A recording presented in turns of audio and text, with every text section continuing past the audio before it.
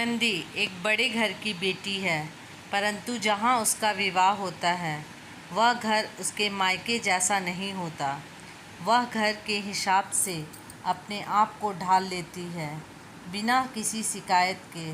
पर एक दिन कुछ ऐसा हो जाता है कि वह सहन नहीं कर पाती। ऐसा क्यों होता है और तब वह क्या करती है, जानने के लिए पढ़िए मुंशी प्रेमचंद्र की प्रसिद्ध कहानी बड़े घर की बेटी। बेनी माधव सिंह गौरीपुर के जमींदार और नंबरदार थे। उनके पितामह किसी समय बड़े धन धान्य संपन्न थे। गांव का पक्का तालाब और मंदिर, जिनकी अब मरम्मत भी मुश्किल है, उन्हीं के कीर्ति स्तंभ थे। कहते हैं इस दरवाजे पर हाथी झूमता था। अब उसकी जगह एक बूढ़ी भैंस थी, जिसके शरीर में अस्थि पंजर के सिवा और कुछ शेष न रहा था। पर दूध बहुत देती थी, क्योंकि एक न एक आदमी हांडी लिए उसके सिर पर सवार ही रहता था। बेनी माधव सिंह अपनी आधी से अधिक संपत्ति वकीलों को भेंट कर चुके थे। उनकी वर्तमान आय 1000 रुपये वार्षिक से अधिक न थी। ठाकुर साहब के 2 बेटे थे। बड़े का नाम श्रीकंठ सिंह था और उसके बहुत दिनों के परिश्रम और उद्योग के बाद बीए की प्राप्त की थी। अब एक दफ्तर में नौकर था। छोटा लड़का लाल बिहारी सिंह दोहरे वदन का सजीला जवान था। भरा हुआ मुखड़ा, चौड़ी छाती, भैंस का 2 सेर ताज़ा दूध वह उठकर सवेरे पी जाता था। श्रीकंठ सिंह की दशा बिल्कुल विपरीत थी। इन नेत्रप्रिय गुणों को उन्होंने बीए इन्हीं 2 अक्षर पर न्यौछावर कर दिया था। इन 2 अक्षर ने उनके शरीर को निर्बल और चेहरे को कांतिहीन बना दिया था। इसी से वैदिक ग्रंथों पर उनका विशेष प्रेम था। आयुर्वेदिक औषधियों पर उनका अधिक विश्वास था। सवेरे उनके कमरे से प्राय खरल की सुरीली कर्ण मधुर ध्वनि सुनाई दिया करती थी। लाहौर और कलकत्ते के वैद्य से बड़ी लिखी पढ़ी रहती थी। श्रीकंठ इस अंग्रेजी डिग्री के अधिपति होने पर भी अंग्रेजी सामाजिक प्रथाओं के विशेष प्रेमी न थे, बल्कि वह बहुधा बड़े जोर से उनकी निंदा तिरस्कार किया करते थे। इसी गांव से उनका बड़ा सम्मान था। दशहरे के दिनों में वह बड़े उत्साह से रामलीला में सम्मिलित होते और स्वयं किसी न किसी पात्र का पाठ लेते थे। गौरीपुर में रामलीला के वही जन्मदाता थे। प्राचीन हिंदू सभ्यता का गुणगान उनकी धार्मिकता का प्रधान अंग था। सम्मिलित कुटुंब के तो वह एकमात्र उपासक थे। आजकल स्त्रियों का कुटुंब में मिलजुल कर रहने की जो आरुचि होती है, उसे वह जाति और देश दोनों के लिए हानिकारक समझते थे। यही कारण कि गांव की ललनाएं उनकी निंदक थी। कोई कोई तो उन्हें अपना शत्रु समझने में भी संकोच न करती थी। स्वयं उनकी पत्नी को ही इस विषय में उनसे विरोध था। यह इसलिए नहीं कि उसे अपने सास ससुर, देवर या जेठ आदि से घृणा थी, बल्कि उसका विचार था कि यदि बहुत कुछ सहने और तरह देने पर भी परिवार के साथ निर्वाह न हो सके, तो आए दिन कलह से जीवन को नष्ट करने की अपेक्षा यही उत्तम है कि अपनी खिचड़ी अलग पकाई जाए। नंदी एक बड़े उच्च कुल की लड़की थी। उसके बाप एक छोटी सी रियासत के तालुकेदार थे। विशाल भवन, एक हाथी, 3 कुत्ते, बाज, बकरी, सिकरे, झाड़, फानूस, अनेरी, मजिस्ट्रेट और ऋण, जो एक प्रतिष्ठित तालुकादार के भोग्य पदार्थ हैं, सभी यहाँ विद्यमान थे। नाम था भूप सिंह। बड़े उदार चिंत और प्रतिभाशाली पुरुष थे, पर दुर्भाग्य से लड़का एक भी ना था। 7 लड़कियां हुईं और देवयोग से सब की सब जीवित रही। पहली उमंग में तो उन्होंने 3 ब्याह दिल खोल कर किए, पर 15-20 हजार रुपये का कर्ज सिर पर हो गया तो आंखें खुली, हाथ समेट लिया। आनंदी चौथी लड़की थी। वह अपनी सब बहनों से अधिक रूपवती और गुणवती थी। इससे ठाकुर भूप सिंह उसे बहुत प्यार करते थे। सुंदर संतान को चित उसके माता पिता भी अधिक चाहते हैं। ठाकुर साहब बड़े धर्म संकट में थे कि इसका विवाह कहाँ करें। ना तो यही चाहते थे कि ऋण का बोझ बढ़े और ना यही स्वीकार था कि उसे अपने को भाग्यहीन समझना पड़े। एक दिन श्रीकंठ उनके पास किसी चंदे का रुपए मांगने आए। नगरी प्रचार का चंदा था। भूप सिंह उनके स्वभाव पर रीझ गए और धूमधाम से श्रीकंठ सिंह का आनंदी के साथ ब्याह हो गया। आनंदी अपने नए घर में आई तो यहाँ का रंग ढंग कुछ और ही दिखा। जिस टिम टाम की उसे बचपन से ही आदत हुई थी, वह यहाँ नाम मात्र का को भी ना था। हाथी घोड़ों का तो कहना ही क्या, कोई सजी हुई सुंदर बहली तक ना थी। रेशमी स्लीपर साथ लाई थी, पर यहाँ बाग कहाँ, मकान में खिड़कियाँ तक ना थी, ना ज़मीन पर फर्श, ना दीवार पर तस्वीर। यह एक सीधा सादा देहाती गृहस्थ का था। किंतु आनंदी ने थोड़े ही दिनों में अपने को इस नई अवस्था के ऐसे अनुकूल बना लिया मानो उसने विलास के समान कभी देखे ही न थे। एक दिन दोपहर के समय लाल बिहारी सिंह 2 चिड़ियाँ लिए हुए आए और भवास से बोला, जल्दी से पका दो, मुझे भूख लगी है। आनंदी भोजन बनाकर उसकी राह देख रही थी। अब वह नया व्यंजन बनाने बैठी। हांडी में देखा तो घी पाव भर से अधिक ना था। बड़े घर की बेटी किफ़ायत क्या जाने, उसने सब घी मांस में डाल दिया।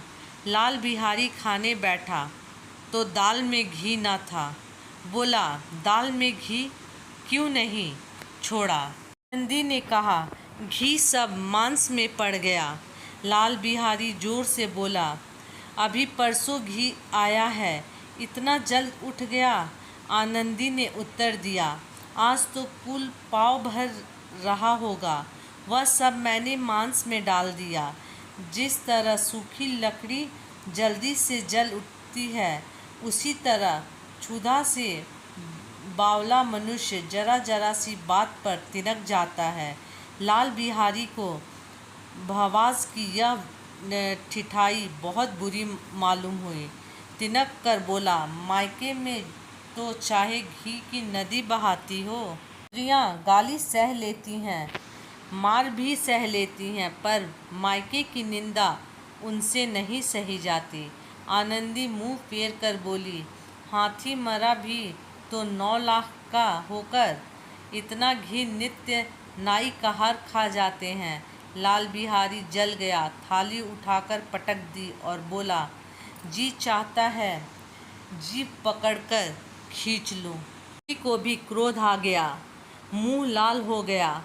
बोली, वह होते तो आज इसका मज़ा चखाते। अब अनपढ़ उजड़ल ठाकुर से ना रहा गया। उसकी स्त्री एक साधारण जमींदार की बेटी थी। जब जी चाहता उस पर हाथ साफ कर लिया करता था।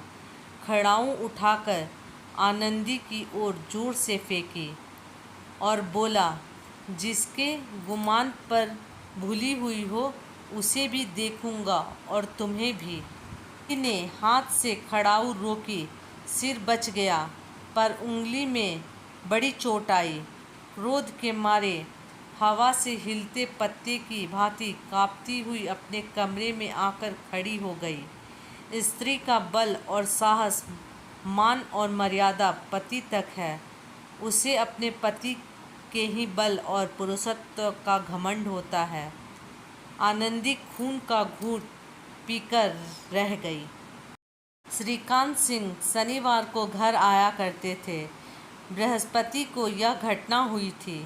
2 दिन तक आनंदी को भवन में रही, ना कुछ खाया ना पिया, उनकी वाट देखती रही। अंत शनिवार को वह नियमानुकूल संध्या समय घर आए और बाहर बैठकर कुछ इधर उधर की बातें, कुछ देश काल संबंधी समाचार तथा कुछ नए मुकदमों आदि की चर्चा। यह वार्तालाप 10 बजे रात तक होता रहा।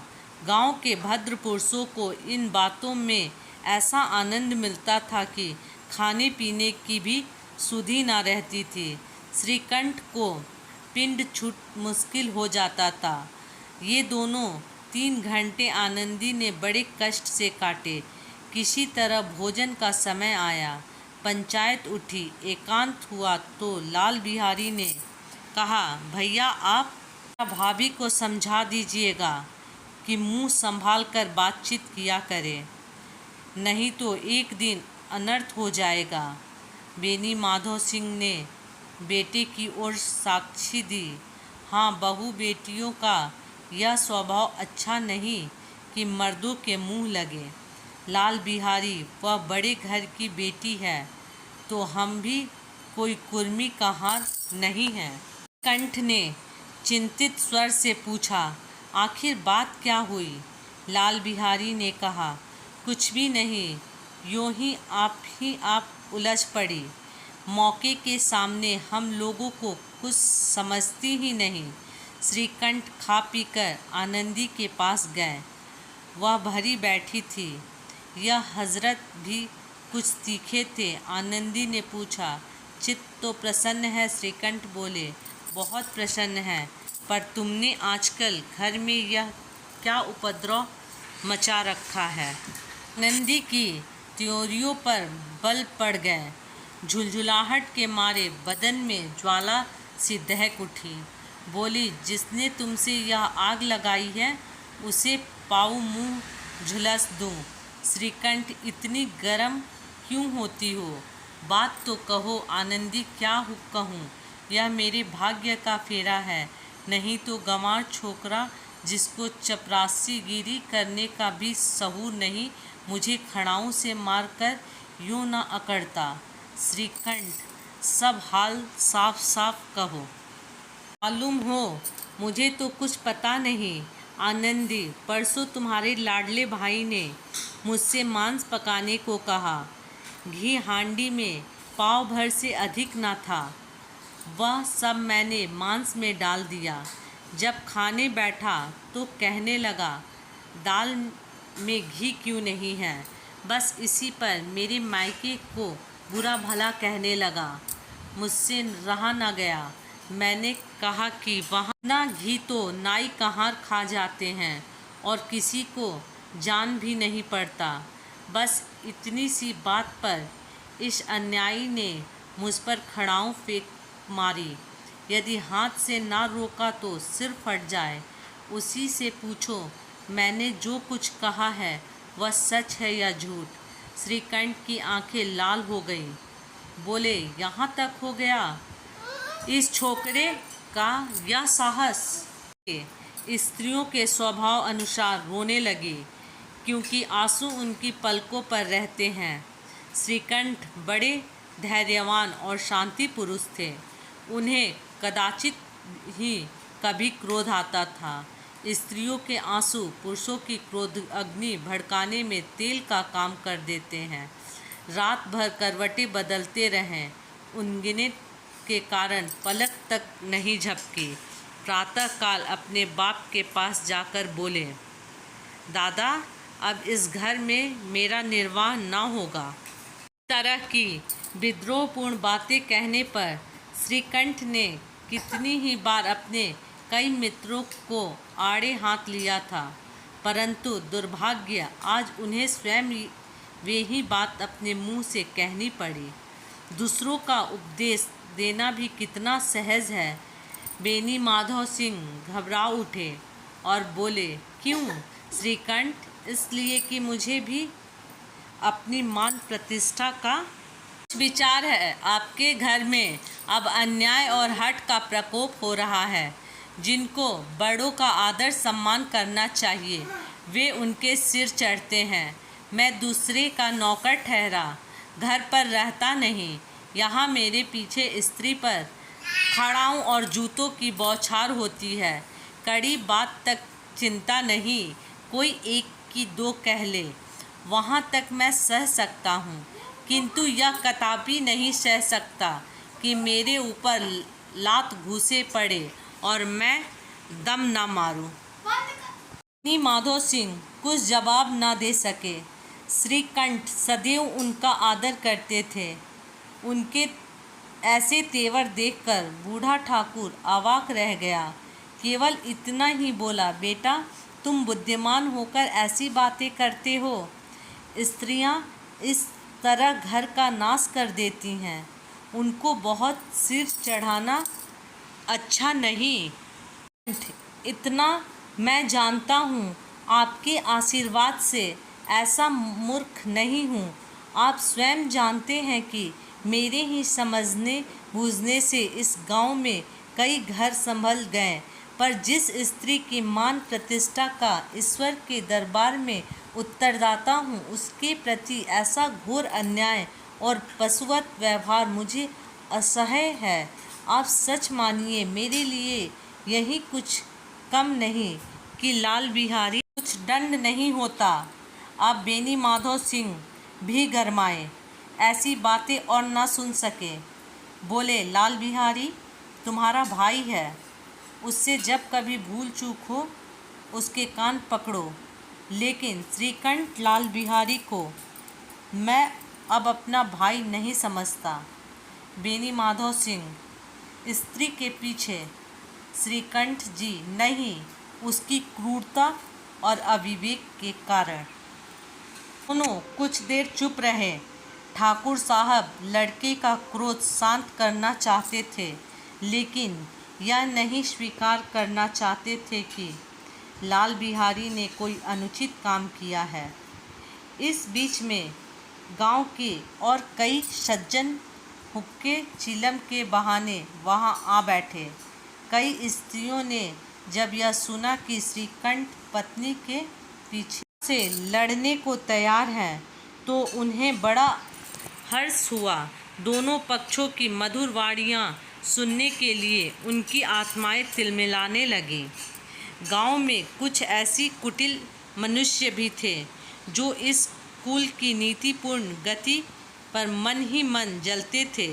वे कहा करते थे, श्रीकंठ अपने बाप से दबता है इसलिए वह दब्बू है, उसने विद्या पढ़ी इसलिए वह किताबों का कीड़ा है।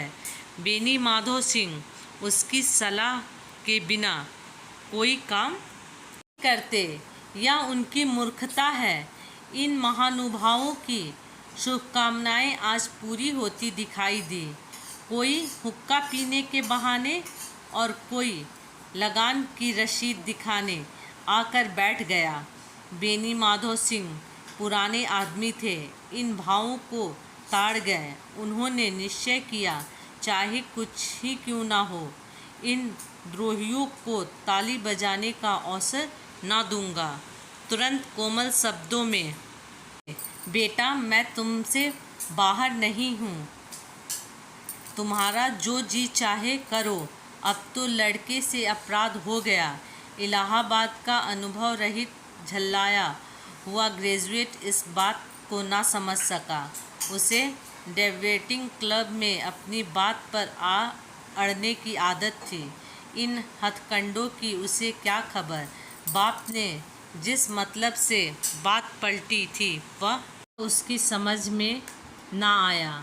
बोला, लाल बिहारी के साथ अब इस घर में नहीं रह सकता। बेनी माधव बेटा, बुद्धिमान लोग मूर्ख की बात पर ध्यान नहीं देते। वह बेसमझ लड़का है, उसे जो कुछ भूल हुई, उससे तुम बड़े होकर क्षमा कंठ, उसकी इस दुष्टता को मैं कदापि नहीं सह सकता। या तो वहीं घर में रहेगा या मैं ही। आपको यदि वह अधिक प्यारा है तो मुझे विदा कीजिए। मैं अपना भार आप संभाल लूँगा। यदि मुझे रखना चाहते हैं तो उससे कहिए जहाँ चाहे चला जाए। बस यह मेरा अंतिम निश्चय है। बिहारी सिंह दरवाजे की चौखट पर चुपचाप खड़ा बड़े भाई की बातें सुन रहा था। वह उनका बहुत आदर करता था। उसे कभी इतना साहस ना हुआ था कि श्रीकंठ के सामने चारपाई पर बैठ जाए, हुक्का पी ले या पान खा ले। बाप का भी वह इतना मान ना करता था। श्रीकंठ का भी उस पर हृदय स्नेह था। अपने होश में उन्होंने कभी उसका तक न था। जब वह इलाहाबाद से आते तो उसके लिए कोई न कोई वस्तु अवश्य लाते। मुकद्दर की जोड़ी उन्होंने ही बनवा दी थी। पिछले साल जब उसने अपने से ड्योड जवान को नागपंचमी के दिन दंगल में पछाड़ दिया तो उन्होंने पुलकित होकर अखाड़े में ही जाकर उसे गले लगा लिया था। 5 रुपए के पैसे लुटाए थे। ऐसे भाई के मुंह आज ऐसी हृदय विदारक बात सुनकर लाल बिहारी को बड़ी ग्लानि हुई। वह फूट फूट कर रोने लगा। इसमें संदेह नहीं कि अपने किए पर पछता रहा था। भाई के आने से एक दिन पहले से उसकी धकधकी थी कि देखूं भैया क्या कहते हैं। मैं उनके सम्मुख कैसे जाऊंगा, उनसे कैसे बतलाऊंगा, मेरी आंखें उनके सामने कैसे उठेगी। उसने समझाया था कि भैया मुझे बुलाकर समझा देंगे। इस आशा विपरीत आज उसने उन्हें निर्दयता की मूर्ति बने हुए पाया। वह मूर्ख था, परंतु उसका मन कहता था कि भैया मेरे साथ अन्याय कर रहे हैं। यदि श्रीकंठ उसे अकेले में बुलाकर 2-4 बातें कह देते, इतना ही नहीं 2-4 तमाचे भी लगा देते, तो कदाचित उसे इतना दुख न होता। पर भाई का यह कहना था कि मैं उसकी सूरत नहीं देखना ता। लाल बिहारी से सहा न गया। वह रोते हुए घर आया। कोठरी से जाकर कपड़े पहनने आंख पोंछी, जिसमें कोई यह न समझे कि रोता था। तब आनंदी के द्वार पर आकर बोला, भाभी भैया ने निश्चय किया है कि मेरे साथ इस घर में ना रहेंगे। अब वह मेरा मुंह नहीं देखना चाहते, इसलिए अब मैं जाता हूँ। उन्हें फिर मुंह न दूंगा। मुझसे जो कुछ अपराध हुआ उसे क्षमा करना। यह कहते कहते लाल बिहारी का गला भर आया। जिस समय लाल बिहारी सिंह सिर झुकाए आनंदी के द्वार पर खड़ा था, उसी समय श्रीकंठ सिंह भी आंखें लाल किए बाहर से आए। भाई को खड़ा देख तो घृणा से आंखें फेर ली और कतराकर निकल गए, मानो उसकी परछाई से दूर भागते हो। आनंदी ने लाल बिहारी की शिकायत तो की थी, लेकिन अब मन में पछता रही थी। वह स्वभाव से ही दयावती थी। उसे इनका तनिक भी ध्यान न था कि बात इतना बढ़ जाएगा। वह अपने पति पर झुल्ला रही थी कि यह इतने गर्म क्यों होते हैं। उस पर यह भय भी लगा हुआ था कि कहीं मुझसे इलाहाबाद चलने को कहें तो कैसे क्या करूँगी। इस बीच में जब लाल बिहारी को दरवाजे पर खड़े यह कहते सुना कि अब मैं जाता हूँ, मुझसे जो कुछ अपराध हुआ क्षमा करना, तो उसका रहा सहा क्रोध भी पानी हो गया। वह रोने लगी। मन का मैल धोने के लिए नयन जल से उपयुक्त और कोई वस्तु नहीं है। श्रीकंठ को देखकर आनंदी ने कहा, लाल बिहारी बाहर खड़े बहुत रो रहे हैं। कंठ, तो मैं क्या करूं? आनंदी भीतर बुला लो, मेरी जीभ में आग लगे। मैंने कहा से यह झगड़ा उठाया। श्रीकंठ, मैं ना बुलाऊंगा। आनंदी, पछताओगे, उन्हें बहुत ग्लानि हो गई है।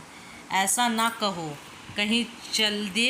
श्रीकंठ ने उठे। इतने में लाल बिहारी ने फिर कहा, भाभी, भैया से मेरा प्रणाम कह दो, वह मेरा मुंह नहीं देखना चाहते, इसलिए मैं भी अपना मुंह उन्हें ना दिखाऊंगा। लाल बिहारी इतना कहकर लौट पड़ा और शीघ्रता से दरवाजे की ओर बढ़ा। अंत में आनंदी कमरे से निकली और उसका हाथ पकड़ लिया। लाल बिहारी ने पीछे फिरकर देखा और आंखों में आंसू भरे बोला, मुझे जाने दो। दी, कहाँ जाते हो? लाल बिहारी, जहाँ कोई मेरा मुंह ना देखे। आनंदी, मैं ना जाने दूंगी। लाल बिहारी, मैं तुम लोगों के साथ रहने योग्य नहीं हूँ। आनंदी, तुम्हें मेरी सौगंध, अब एक पग भी आगे ना बढ़ाना। लाल बिहारी, जब तक मुझे यह ना मालूम हो जाए कि भैया का मन मेरी तरह से साफ हो गया, तब तक मैं इस घर में कदापि ना रहूँगा। दी, मैं ईश्वर को साक्षी देकर कहती हूँ कि तुम्हारी और मेरे मन की तनिक भी मैल नहीं है। अब श्रीकंठ का हृदय भी पिघला। उन्होंने बाहर आकर लाल बिहारी को गले लगा लिया। दोनों भाई खूब फूट फूट कर रोए। लाल बिहारी ने सिसकते हुए कहा, भैया, अब मत कहना कि तुम्हारा मुंह ना देखूंगा। इसके सिवाय आप जो दंड देंगे मैं सहर्ष स्वीकार करूंगा। श्रीकंठ ने कांपते हुए स्वर में कहा, लल्लू, इन बातों को बिल्कुल भूल जाओ। ईश्वर चाहेंगे तो फिर ऐसा अवसर ना आवेगा। इन्हीं माधव सिंह बाहर से आ रहे थे। दोनों भाइयों को गले मिलते देखकर आनंद से पुलकित हो गए। बोल उठे, बड़े घर की बेटियां ऐसी ही होती हैं, बिगड़ता हुआ काम कब बना लेती हैं। गांव में जिसने यह वृतांत सुना, उसी ने इन शब्दों में आनंदी का उदारता को सहारा। बड़े घर की बेटियां ऐसे ही होती हैं। दोस्तों, यदि मेरी कहानी पसंद आए तो like, subscribe, share and comment ज़रूर करें।